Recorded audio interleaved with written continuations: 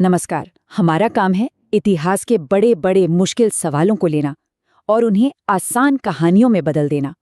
और आज हम समय में बहुत बहुत पीछे जा रहे हैं।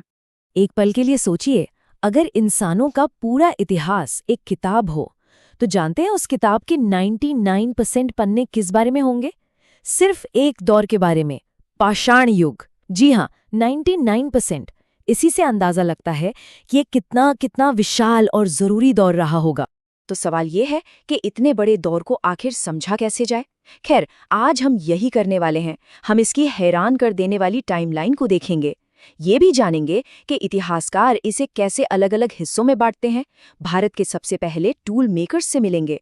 और हाँ, ये भी समझेंगे कि वो एक ऐसी दुनिया में जिंदा कैसे रहे जिसे आज हम शायद पहचान भी नहीं पाएंगे। तो शुरू करें? चलिए, सबसे पहले तो इस बात को पकड़ते हैं कि हम असल में कितने कितने लंबे समय की बात कर रहे हैं। इसका नाम पाषाण युग क्यों है? वजह बहुत सीधी सी है, क्योंकि उस जमाने में पत्थर ही सब कुछ था। वही चाकू था, वही कुल्हाड़ी और वही बचाव का हथियार भी। सच कहें तो पत्थर ही जिंदा रहने की सबसे बड़ी टेक्नोलॉजी थी। भारत की बात करें तो ये दौर करीब करीब 5 लाख साल पहले शुरू हुआ और 3000 ईसा पूर्व के आसपास तक चला। अब जरा इस टाइमलाइन को समझिए। ये मिस्र के पिरामिड बनने से भी कोई 4,95,000 साल पहले की बात है। मतलब ये इतना लंबा समय है कि इसकी विशालता का अंदाजा लगाना भी लगभग नामुमकिन है। तो यहीं पर एक बहुत बड़ा सवाल खड़ा होता है।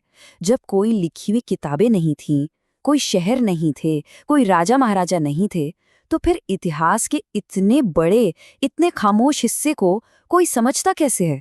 पता कैसे चलता है कि हुआ क्या था? इसका जवाब छिपा है उन सुरागों में जो उस दौर के इंसान पीछे छोड़ गए। और वो सुराग क्या थे?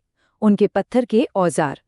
इन्हीं औजारों में जो बदलाव आए, उन्हें पढ़कर, उन्हें समझकर ही आर्कियोलॉजिस्ट ने पाषाण युग को समझने के 2 मेन तरीके निकाले। देखिए, सबसे पहले तो सर जॉन लुबॉक नाम के एक स्कॉलर ने एक सिंपल सा आइडिया दिया। उन्होंने कहा, चलो इसे इस बेसिस पर बांटते हैं कि औजार कितने रिफाइंड हैं, कितने अच्छे बने हैं। लेकिन फिर लार्टेट नाम के एक और थिंकर आए और उनका आइडिया कह सकते हैं कि ज्यादा बेहतर था। उन्होंने सोचा, क्या ऐसा हो सकता है कि औजारों में जो बदलाव आ रहे हैं वो असल में धरती के क्लाइमेट में हो रहे बड़े बदलावों से जुड़े हों? और जानते हैं, यही तरीका कहीं ज्यादा काम का साबित हुआ। तो चलिए, अब असली कहानी में गोता लगाते हैं। हम फोकस करेंगे पाषाण युग के पहले और सबसे सबसे लंबे चैप्टर पर, जिसे कहते हैं पूरा पाषाण काल। और यहीं से देखेंगे कि भारत की कहानी की शुरुआत आखिर हुई कहाँ से। ये जो पूरा पाषाण काल है ना, ये इस पूरी कहानी की बुनियाद है। ये इतना इतना लंबा है कि पूरे पाषाण युग का 98% से भी ज्यादा हिस्सा यही है। मतलब ये सिर्फ पहला चैप्टर नहीं है, ये तो लगभग पूरी की पूरी किताब है।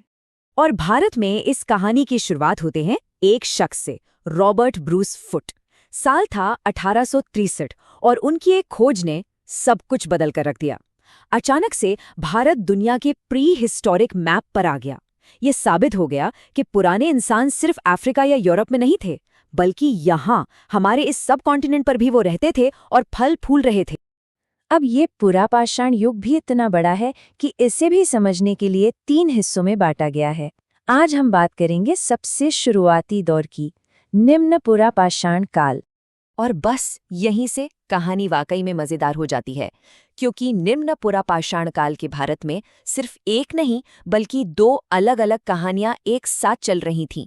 सोचिए, देश के अलग-अलग हिस्सों में 2 बिल्कुल अलग-अलग कल्चर्स एक ही वक्त पर मौजूद थे। ये कैसे मुमकिन हुआ? ये दौर था एक बहुत ही मुश्किल ठंडे माहौल का, और इस दौर में थे होमो इरेक्टस। ये हमारे शुरुआती पूर्वजों में से एक थे। वो पहले इंसान जो सीधे होकर चले, और उन्होंने एक ऐसी दुनिया में जीने के लिए औजार बनाए जो दुनिया मानो लगातार उनकी जान लेने पर ही तुली हुई थी। इसे ऐसे समझिए जैसे 2 दुनियाएं एक साथ चल रही हों। उत्तर में थी सोहन संस्कृति। इनके औजार थे भारी भरकम, मजबूत, चॉपर टाइप के, शायद जानवरों की मोटी खाल उतारने या लकड़ी काटने के लिए बने। और फिर दक्षिण में थी हस्तकुतार संस्कृति। इनके औजार यानी हैंड एक्स ज्यादा करीने से बनाए गए थे, मल्टीपर्पज थे। आप कह सकते हैं कि ये उस दौर के स्विस आर्मी नाइफ थे। लेकिन कहानी में एक ट्विस्ट है। ये दोनों कल्चर्स पूरी तरह से अलग थलग नहीं थे। चौंतरा नाम की एक जगह है जहां इन दोनों कल्चर्स के औजार एक साथ मिले हैं। इसका क्या मतलब हुआ? इसका मतलब ये कि ये लोग मिले थे, इनका आपस में कांटेक्ट था, और क्या पता शायद इन्होंने एक दूसरे से औजार बनाने के तरीके भी सीखे हों। वो जगह उस पुरानी दुनिया का एक मीटिंग पॉइंट, एक चौराहा था।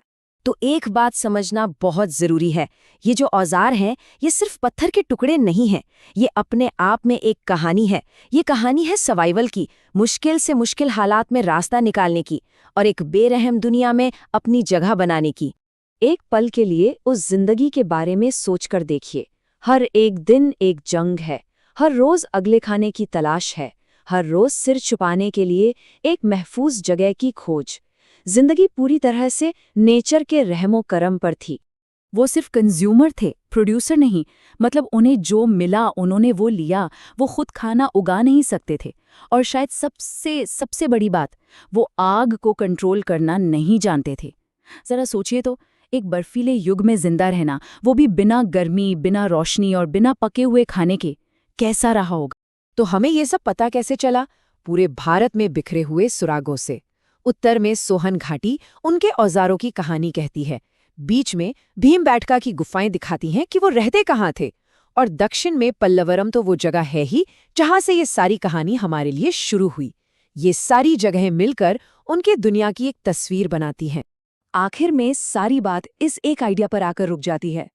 कौन सी चीज है जो हमें इंसान बनाती है? सिर्फ हमारा बड़ा दिमाग? नहीं, ये वो काबिलियत है जो एक मामूली से पत्थर में एक औजार की शक्ल देख सकती है, उसकी कल्पना कर सकती है और फिर उसे हकीकत में बना भी सकती है। यही वो चिंगारी थी जिसने सब कुछ बदल दिया। पत्थर पर इसी मास्टरी ने इंसान को जिंदा रखा। उन्होंने आइस एज को मात दे दी, लेकिन दुनिया अब बदलने वाली थी। बर्फ पिघल रही थी और इंसानियत के सामने अब एक बिल्कुल नया चैलेंज आने वाला था। और उस चैलेंज के साथ आने वाले थे नए आविष्कार और नए संघर्ष।